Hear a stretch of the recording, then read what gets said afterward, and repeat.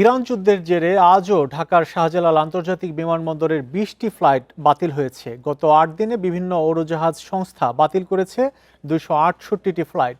বেসামরিক বিমান চলাচল কর্তৃপক্ষ জানায়, যুদ্ধের কারণে আকাশপথ বন্ধ থাকায় আজ ঢাকা থেকে কুয়েত এয়ারের ২টি, জাজিরা এয়ারের ২টি, এয়ার অ্যারাবিয়ার ৬টি, গালফ এয়ারের ২টি, কাতার এয়ারওয়েজের ৪টি, এমিরেটস এয়ারলাইন্সের 4টি ও অন্যান্য উড়োজাহাজ সংস্থার 20টি ফ্লাইট বাতিল হয়েছে। বিকাশ পেমেন্টে 10,000 টাকার বেশি অফার, শপিং চলছে তো। এদিকে বাংলাদেশ থেকে সংযুক্ত আরব আমিরাতের দুবাই, আবুধাবি ও শারজাহ, সৌদি আরবের দাম্মাম, কাতারের দোহা এবং কুয়েতগামী 6টি রুটে ফ্লাইট চলাচল অনির্দিষ্টকালের স্থগিত করেছে বিমান বাংলাদেশ এয়ারলাইন্স।